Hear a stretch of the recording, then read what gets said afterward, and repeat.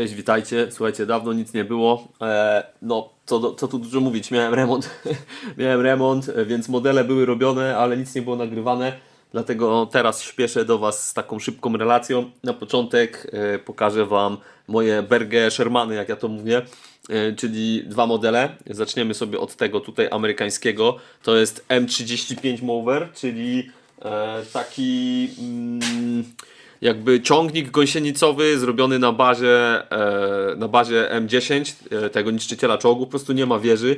Ma tu dorobiony, widzicie, taki dodatkowy jakby hak z lemieszem. Tu ma taką w ogóle otwieraną jakby szybkę z wycieraczką, widzicie tutaj.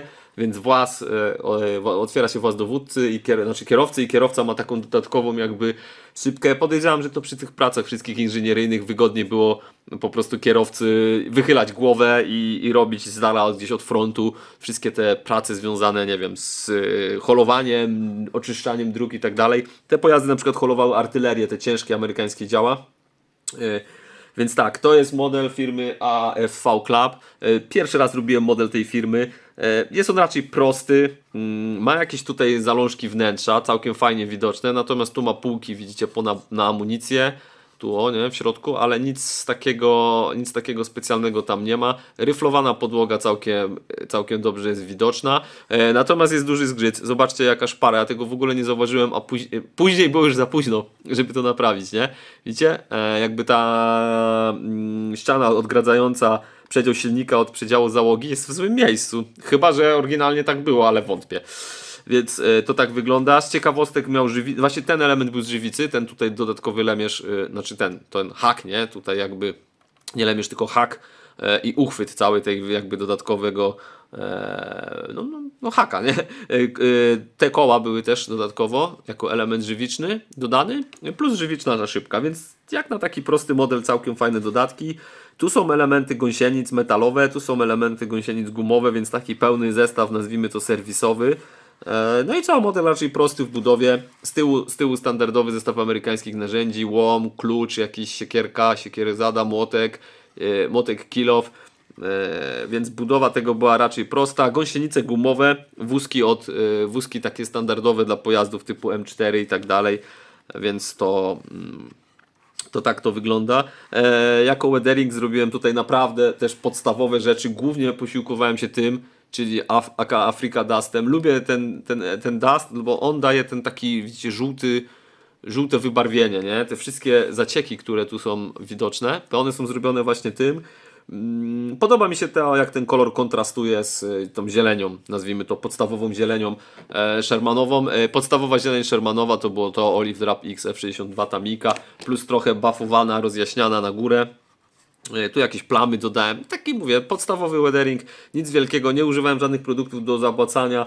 Po prostu tam, gdzie chciałem dać więcej brudu, dawałem jakby gęściej ten Africa Dust, a tam, gdzie chciałem mniej, to go po prostu bardziej rozcieńczałem white spiritem i robiłem sobie taką zalewkę, a później pędzelkiem to ścierałem tak jak woda by ścierała brud. To akurat mi się podoba w tych amerykańskich czołgach, że one są takie, mają proste takie kształty geometryczne, więc fajnie można na nich sobie porobić zacieki i tak dalej. Ogólnie przyjemny modelik, tak fajnie się prezentuje, no? Więc to jest jakby pierwszy z tych Berge Shermanów, jak ja to mówię, ale tutaj mam dla Was drugiego i drugi już jest ciekawszy, bo drugi to jest Kangaroo, czyli Kangur. To jest na podstawie amerykańskiego Shermana, którego dostawali Brytyjczycy, jeżeli dobrze kojarzę. Natomiast to jest w służbie kanadyjskiej. Więc ten oto kangurek to jest firma Gecko Model. Pierwszy raz robiłem od nich cokolwiek. Tak samo jak tamten. Natomiast ten model to już taka wersja na wypasie. Miał mnóstwo dodatków, mnóstwo elementów fototrawionych i masę dodatków typu worki, bambetle, nosze. Ja tego nie użyłem, no bo też nie było gdzie tego wszystkiego umieścić, ale można by zrobić, są takie zdjęcia tych pojazdów, jak na przykład używane są do transportowania rannych. Więc też myślę, że można coś takiego było osiągnąć, bo mówię, dużo dodatków, dużo fajnych takich bambetli na pojazd. Co my tu mamy? My tu mamy słynnego 50 Cala, który ma żywiczną skrzynkę dodaną i tu widzicie, znaczy żywiczną, fototrawioną skrzynkę, tu ten fototrawiona rączka jest. Ogólnie tak, tu jest zwykły, ten mniejszy KM, nawet nie pamiętam jaki on ma kaliber, tu są skrzynki, ten w ogóle model jest fajnie zrobiony, bo ogólnie ten typ pojazdu jako Berger Sherman. Tu ma dodatkowe skrzynie, tutaj tak samo. Tą sobie zrobiłem uchyloną z jakimś takim tarpem. Tarpa zrobiłem jak zawsze, czyli chusteczka, która nie ma faktury, typu ręcznik papierowy, zamoczony w wikolu, tudzież tym PVE glue, zamoczony z wodą, nie? Uformowany, klej odsycha i mamy twardą jak kamień fakturę jakiegoś tarpa, szmaty czy czegoś tam materiałowego. Z tej strony wrzuciłem amerykańskie kanistry. Tak samo jak w tym poprzednim są zapasowe koła. Tutaj, nie? Zapasowe koła, komplet narzędzi charakterystyczny dla Shermana. Kalkomania, ten pojazd nazywa się Marion, więc to jest w ogóle jakiś konkretny wózek. Tu są oznaczenia dywizji, tutaj też taki kangur, nie? Kanadyjski kangur. Zresztą pojazd to też kangur. Ten natomiast miał pełne wnętrze, więc jak tutaj się może uda mi wam pokazać, nie wiem czy światło to złapie, ale tam jest normalnie skrzynia biegów, fotele, wszystkie drążki. Wszystko jest tak, jak powinno być w środku i co ciekawe, miał też silnik. Kompletny przedział silnika, więc można było go zrobić w wersji całkowicie pootwieranej, właśnie z wyeksponowanym silnikiem. Tutaj był taki problem konstrukcyjny, że tylnia ścianka i tylnie drzwi jakby były za krótkie, więc gdy silnik był włożony i te wszystkie rzeczy, które są na silniku, one blokowały drzwi, że nie dało się ich zamknąć. Silnik nie jest eksponowany, więc po prostu usunąłem chirurgicznie tamte elementy ze środka. I w ten sposób udało mi się to wszystko pozamykać. Do modelu były też dołączone gąsienice, natomiast gąsienice, trochę jak w przypadku Menga, były to gąsienice robione z trzech albo nawet 4 elementów, jedno ogniwo, do tego fatalne miejsca na wypraskach, więc każdy element trzeba było czyścić, ja tego bardzo nie lubię. Natomiast w staszyku swoim znalazłem gumowe gąsienice, więc mamy tutaj też gumowe gąsieniczki w nim zastosowane, te typowe dla Shermanów.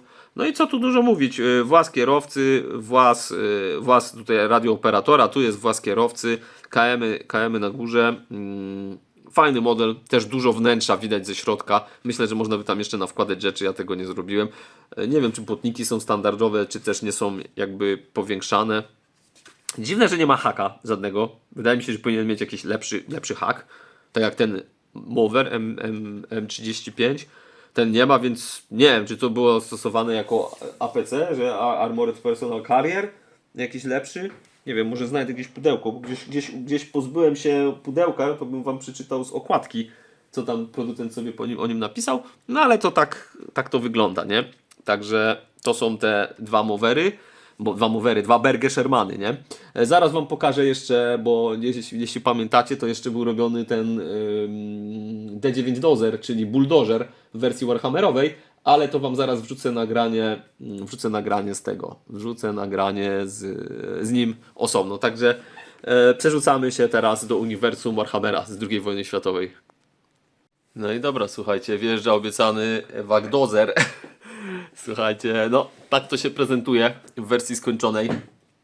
Ja nie wiem, nie nazwałbym tego dioramą. Powiedziałbym, że to jest bardziej jakiś koncept, taka jakby kompozycja, nie, w ten sposób. Zobaczcie, mamy naszego dozera zawalonego całego zielonymi orkami. Tak jak mówiłem, te figurki od Games Workshop są super w ogóle, nie, to wiadomo za co się tam płaci, naprawdę w porównaniu do figurek z 1.35, nawet topowych firm, to te figurki z Warhammera, jakość tego co tam jest na wypraskach, no to jest niebo a ziemia, nie, więc mamy tak. Przybliżymy sobie, tutaj to jest tak, pan wycięty z motoru, tam widzicie w niebieskich goglach jest kierowcą, cała obsada orków tutaj siedzi, w różnych śmiesznych czapkach, w różnych w ogóle hełmach i tak dalej. Ten tutaj się majta, bo w ogóle nie jest przytwierdzony, nawet nam odpadł, więc możemy go za chwilę dać na bok. Tu jest taki, który spada w czasie jazdy, nie, ten. Tu jest w ogóle KM-ista, siedzi sobie na lemieszu. Lemierz jest zrobiony w ten sposób, czyli jest to wag nasze orkowe, są ślady po kulach, metal, rdza i tak dalej. Na łańcuchach wiszą czaszki w ogóle żywiczne.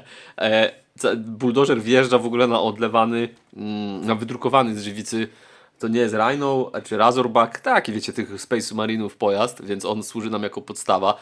Widzicie, to jest kiepskiej jakości wydruk, ja go kupiłem sobie na lokalnej aukcji chyba za 20 zł, więc nic wielkiego, ale tak uznałem. To jest mój w ogóle ulubiony gościu z tej strony. Zobaczcie, ten w ogóle w hełmie futbolisty z jakimś celownikiem. Więc tak to się prezentuje. Mówię, był to taki projekt na szybko, bardziej dla zabawy. Chodziło o to, nie, że miałem tego buldożera bez drzwi, bez elementów. Nie chciało mi się tego dorabiać, bo to skomplikowane jakieś geometryczne kształty, więc wykorzystałem go w ten sposób. Miałem też tych orków, więc jakby zagrało mi to wszystko ze sobą, nie?